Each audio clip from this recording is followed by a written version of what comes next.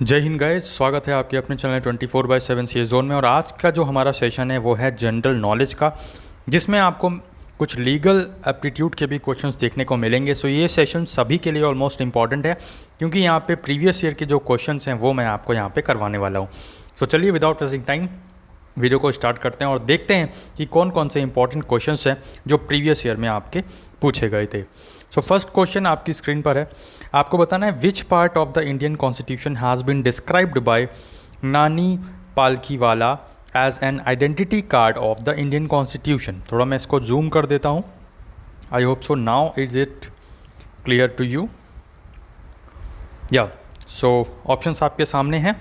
Fundamental rights, directive principles of state policy, federal structure या फिर preamble. सो नानी पालकीवाला की बात करें, इन्होंने जो identity card of Indian constitution बोला है वो किसको बोला है? प्रीएम्बल को बोला है। Okay, so preamble is the identity card of Indian constitution. ये क्वेश्चन हमारा जो है अभी एलयू का जो एग्ज़ाम हुआ था वहाँ पे भी ये देखने को मिला था। बच्चे थोड़ा कंफ्यूज थे, लेकिन कोई नहीं। वहाँ पे क्वेश्चन पूछा गया था कि जो जस्टिस की बात की गई है, social justice, economic justice, political justice, तो ये जस्टिस की बात किस में की गई है? तो प्रीएम्बल में की गई है। ओके, नेक्स्ट क्वेश्चन आपकी स्क्रीन पर है। In which part of the Indian constitution of India a provision for promotion of international peace and security has been made. Important article है। आर्टिकल 51 की बात करें तो ये हमारा बात करता है इंटरनेशनल पीस एंड सिक्योरिटी के बारे में। और ये आर्टिकल 51 जो है directive principle of state policy का एक पार्ट है। ठीक है, 36 to 51 जो है हमारा आर्टिकल बात करता है डीपीएसपी की, जिसमें 51 जो आर्टिकल है वो क्या बोलता है? International peace and security has been made. ठीक है, नेक्स्ट क्वेश्चन पे चलते हैं। और नेक्स्ट क्वेश्चन आपकी स्क्रीन पर है। आपको बताना है which of the following commission was appointed for creation of new states on the basis of language. So कुछ एक्स्ट्रा इन्फॉर्मेशन जो मैं आपको दे रहा हूँ वो आप नोट करते चलिए, इसको रिवाइज ज़रूर करिएगा। वीडियो को 4-5 बार देखिए, 10-12 बार देखिए, जिससे आपको वो चीज़ें रट जाएं। एक बार में कुछ नहीं होगा, रिवाइज करने से बहुत कुछ होगा। और यहाँ पे जो मैं एक्स्ट्रा चीज़ें बता रहा हूँ उससे भी आपको फ़ायदा मिलेगा। सो लैंग्वेज के बेसिस पे जो फर्स्ट स्टेट बना था ये भी आपको याद रखना है। It's name is Andhra Pradesh. Okay, first linguistic base पे जो एक स्टेट बना था उसका नाम है आंध्र प्रदेश। ओके, बहरहाल यहाँ पे जो क्वेश्चन है कि वो कमीशन या वो कमिटी कौन सी थी, तो फजल अली कमीशन थी। ठीक है, फजल अली कमीशन जो है यहाँ पे अपॉइंट हुई थी for the creation of new states on language basis, on linguistic basis, and Andhra Pradesh is the first state that is established on the linguistic basis. Okay, so यहाँ पे in India the concept of PIO, full form भी पूछा जा सकता है आपसे, तो याद रखिएगा PIO का फुल फॉर्म क्या होता है? Person of Indian origin. Okay, person of Indian origin आपको याद रखना है। Was introduced in which year, किस ईयर में ये जो पर्सन ऑफ इंडियन ओरिजिन का कॉन्सेप्ट है ये आया था? तो 2002 की बात करें तो 2002 में हमारा जो है PIO that is person of Indian origin का कॉन्सेप्ट हमें देखने को मिला था। नेक्स्ट क्वेश्चन पे चलते हैं और देखते हैं हमारा अगला क्वेश्चन क्या है। सो नेक्स्ट क्वेश्चन आपकी स्क्रीन पर है। आपको बताना है fundamental duties were incorporated in the constitution of India on recommendation of. कौन सी कमिटी के रिकमेंडेशन के बाद यहाँ पे फंडामेंटल ड्यूटीज़ जो है कॉन्स्टिट्यूशन में लाई गई? तो बहुत ही इजीली आप यहाँ बता सकते हो, स्वर्ण सिंह कमेटी की सिफारिश पर यहाँ पे फंडामेंटल ड्यूटीज़ को यहाँ पे इंडियन कॉन्स्टिट्यूशन में लाया गया। नेक्स्ट आपकी स्क्रीन पर क्वेश्चन है। आपको बताना है कि the chairman of the first official language commission was. तो यहाँ पे जो फर्स्ट ऑफिशियल लैंग्वेज कमीशन बना था इसमें यहाँ पे चेयरमैन कौन थे आपको ये बताना है। सो बात करें तो यहाँ पे आप बीजी खेर जो देख रहे हैं ऑप्शन नंबर 1, यही आपका करेक्ट आंसर होगा। बीजी खेर जो है फर्स्ट चेयरमैन थे आपके फर्स्ट ऑफिशियल लैंग्वेज कमीशन के। नेक्स्ट क्वेश्चन पे चलते हैं। नेक्स्ट क्वेश्चन आपकी स्क्रीन पर है। Which of the following schedule relating to urban local bodies was introduced by 73rd constitutional amendment act 1992। अब देखिए यहाँ पे क्वेश्चंस भी थोड़ा सा यहाँ पे अजीब है, बट यहाँ पे लिखा हुआ है 73rd कॉन्स्टिट्यूशनल अमेंडमेंट एक्ट। तो 73rd की जब बात आती है तो ये हमारा 11 शेड्यूल डील करता है, और 12th शेड्यूल जो है वो यहाँ पे 74th अमेंडमेंट से डील करता है। ओके, 73rd अमेंडमेंट पंचायती राज से रिलेटेड है, विलेज लेवल और इंटरमीडिएट लेवल पर, डिस्ट्रिक्ट लेवल पर। और ये जो हमारा अर्बन लोकल बॉडीज़ हैं, जो यहाँ पे म्यूनिसिपैलिटीज़ और नगर निगम की बात आती है, तो ये 12th शेड्यूल में, जो कि हमारा 74th कॉन्स्टिट्यूशनल अमेंडमेंट 1993 से देखा जाता है। ओके, सो इसको याद रखिएगा, कंफ्यूज मत होइएगा। शेड्यूल सेकंड की बात करें, शेड्यूल सेकंड हमारा जो इंडियन कॉन्स्टिट्यूशन का है वो किस चीज़ से रिलेटेड है? Salary of president and the governor of states, oath and affirmation of ministers, legislative powers of parliament and state, या फिर ऑप्शन नंबर 4 ऑफिशियल लैंग्वेज। सो इसमें से आपको बताना है कि शेड्यूल नंबर जो 3rd है हमारा इंडियन कॉन्स्टिट्यूशन का, वो किस चीज़ की बात करता है। सो अगर आप लाइन से देखेंगे तो शेड्यूल नंबर 3rd जो है आपको पता चलेगा कि ये जो oath and affirmation by ministers, option number 2 जो है आपका, ये यहाँ पे करेक्ट आंसर हो जाएगा। शेड्यूल नंबर 3rd जो है वो ओथ की बात करता है, ओथ एंड एफर्मेशन की। ओके, शेड्यूल नंबर 2 सैलरी की बात करता है, schedule number 1 union and it state की बात करता है। आने वाले दिनों में हम इसको डिटेल में भी करेंगे पूरा सेशन, तो अगर आप लोगों को चाहिए वो पूरा डिटेल्स में, सो कमेंट करके ज़रूर बताइएगा। To resolve the disputes relating to water of inter state rivers the constitution of India has made provision in which article. Actually आपको ये सब चीज़ें एक आउटर लुक मिल जाएगा आपको कि एक कैसा कैसा क्वेश्चंस आते हैं, कैसे कैसे कहाँ से क्वेश्चंस पूछे जाते हैं। सो उस तरीके से जब आप तैयारी करेंगे, जब पूरा सेशन पढ़ेंगे, अभी तो ये सब आपके लिए जो क्वेश्चंस हैं ये प्रीवियस ईयर क्वेश्चंस हैं। आने वाले दिनों में हम आपको थ्योरी भी करवाएंगे जिसमें आपको डिटेल में और इतना डीप ले जाएंगे जितना डीप आपको रिक्वायर हो। ओके, और उतनी ही नॉलेज देंगे जिससे कि आपका ये एंट्रेंस एग्ज़ाम क्वालिफाई हो सके। बाकी यहाँ पे आप देख सकते हैं, to resolve the disputes relating to waters of inter state rivers the constitution of India has made provision in which article. तो 262 जो आर्टिकल है, जहाँ पे आपको जो इंटर स्टेट रिवर्स का जो कुछ डिस्प्यूट्स आता है, तो वो 262 आर्टिकल से हमारा डील होता है। नेक्स्ट क्वेश्चन आपकी स्क्रीन पर है, आपको बताना है कि what is the main reason behind location of IT industry in south India.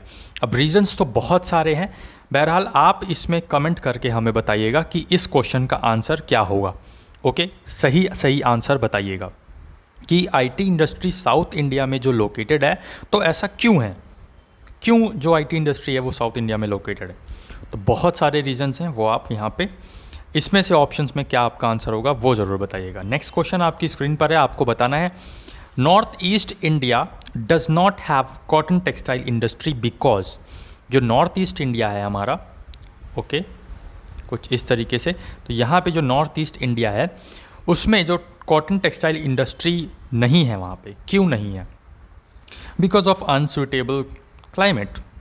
Okay, climate ही वहाँ पे अच्छा नहीं है, इसलिए वहाँ पे, मतलब क्लाइमेट तो यार बहुत अच्छा है, बट कॉटन टेक्सटाइल के लिए वो सूटेबल क्लाइमेट नहीं है, इसलिए वहाँ पे कॉटन टेक्सटाइल इंडस्ट्री देखने को नहीं मिलती है।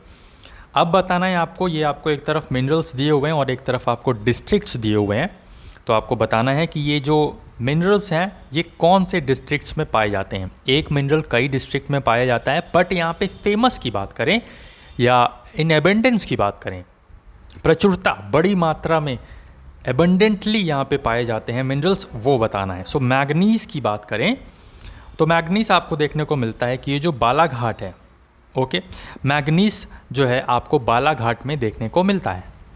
फिर बात करें कॉपर की, तो खेतड़ी आपको पता है राजस्थान में, ये बालाघाट मध्य प्रदेश में है। उसके बाद बात करें तो यहाँ पे बॉक्साइट जो है हमारा, ये मैकाल हिल पे, सही है, सामने सामने।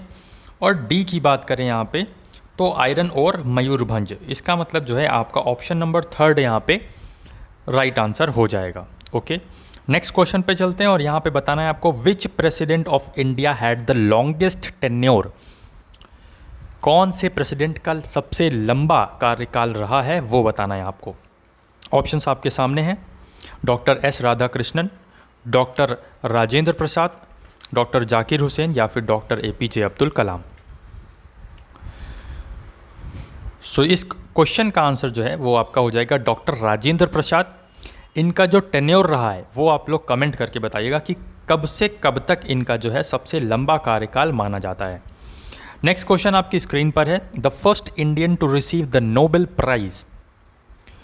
फर्स्ट इंडियन ठीक है। फर्स्ट इंडियन, ये क्वेश्चंस जो है नोबेल प्राइज़ से रिलेटेड वो भी करवा दूंगा, लेकिन ये क्वेश्चन थोड़े से आपको कंफ्यूज कर सकते हैं अगर आपने उसको सही से पढ़ा नहीं है तो। इसमें पूछा गया है कि फर्स्ट इंडियन जिसने नोबेल प्राइज़ पाया था वो आपका हो जाएगा रविंद्रनाथ टैगोर, ठीक है। इनकी बुक गीतांजलि के लिए और 1913 में इनको दिया गया था। अगर बात आती है कि फर्स्ट नोबेल प्राइज़ किसे मिला था, तो यहाँ पे आप लगाएंगे किसको, जो मैडम क्यूरी हैं उनको। ओके, नेक्स्ट यहाँ पे बात करते हैं हम आगे आने वाले सेशंस में और भी डिटेल में बात करेंगे नोबेल प्राइज़, एक पूरा डेडिकेटेड क्लास लेंगे और उसमें सब चीज़ शुरुआत से लेकर अभी तक का सब कुछ आपको बताएंगे। सो अगर आप चैनल पे नए हैं तो चैनल को सब्सक्राइब कर सकते हैं और बेल बटन दबा सकते हैं, जिससे आने वाले दिनों में सभी latest classes, latest news, latest updates का नोटिफिकेशन आपको मिलता रहेगा। बहरहाल यहाँ पे exclusive educational channel of IGNOU का जो एक एजुकेशनल चैनल है फ्री ऑफ कॉस्ट एजुकेशन के लिए, हमारा भी है, आप देख सकते हैं, पढ़ ही रहे हैं। जस्ट ये जो मतलब मेरा मोटिव है आपको ये क्लासेस और ये सब प्रिपरेशन करवाने का, वो बस यही है कि जो गरीब बच्चे हैं या जो बच्चे बाहर नहीं निकल सकते, कुछ लड़कियां ऐसी हैं जिनको अलाउ नहीं होता है कि वो बाहर ऐसे कोचिंग वगैरह कर पाएँ। बहुत जगह अलाउ हो गया है, लेकिन ऐसी बहुत सी दिक्कतें होती हैं जो हमको नहीं पता होती हैं। तो वो उन सब के लिए वो घर बैठे ही ये क्लासेस कर सकें, प्रिपरेशन कर सकें, एक डेडिकेटेडली यहाँ पे एंट्रेंस एग्ज़ाम के लिए प्रिपेयर कर सकें, इसलिए बस ये इनिशिएटिव है।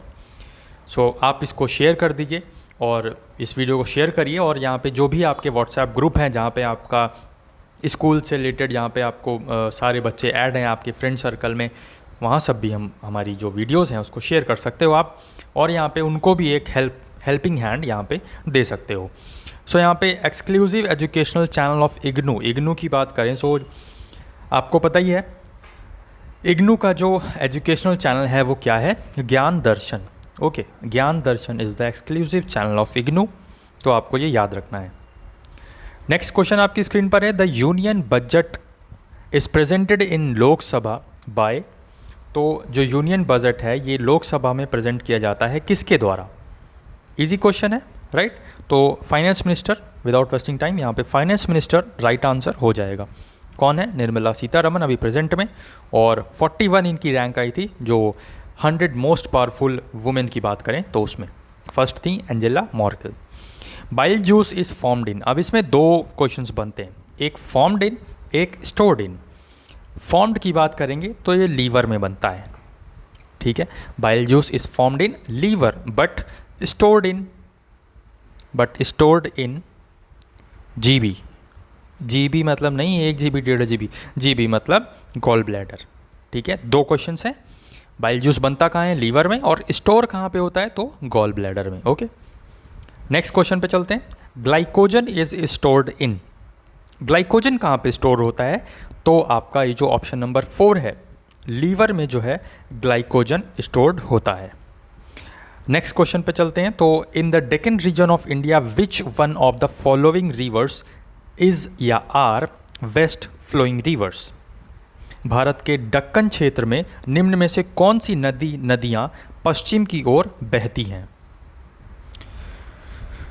सो नर्मदा भी बहती है और ताप्ती भी बहती है, तो इसका मतलब आपका जो ऑप्शन नंबर 3 है वो यहाँ पे करेक्ट आंसर हो जाएगा, बोथ 1 and 2, नर्मदा भी और ताप्ती भी।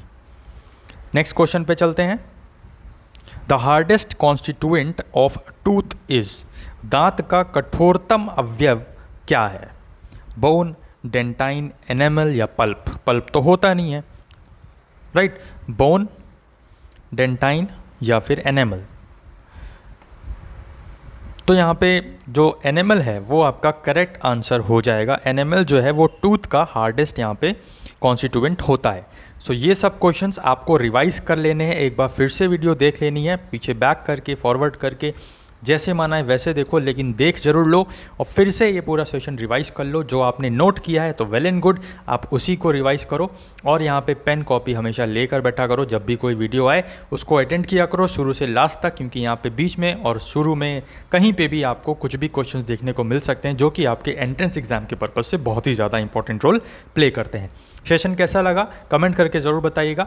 और आने वाले दिनों में जो बच्चे कह रहे हैं कि थोड़ा सा लॉन्ग सेशन, तो लॉन्ग सेशन भी आएगा, बट आप लोग अभी जो क्वेश्चंस मैं पूछ रहा हूँ, जो आपको जितनी क्लासेस मिल रही हैं, वो धीरे धीरे स्टार्ट करते रहिए और यहाँ पे पढ़ते रहिए, और आने वाले सेशंस आपको लंबे लंबे भी मिलेंगे।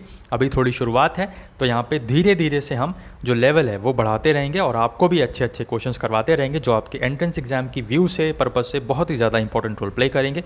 वैसा ही कंटेंट लाएंगे जो आपके लिए यूज़फुल हो, फालतू का कुछ भी नहीं पढ़ाएंगे। जो भी पढ़ाएंगे वो एकदम परफेक्टली पढ़ाएंगे, स्ट्रांगली पढ़ाएंगे कि आपका जो एंट्रेंस एग्ज़ाम है वो निकल सके और उसमें आपके क्वेश्चंस फंस सकें।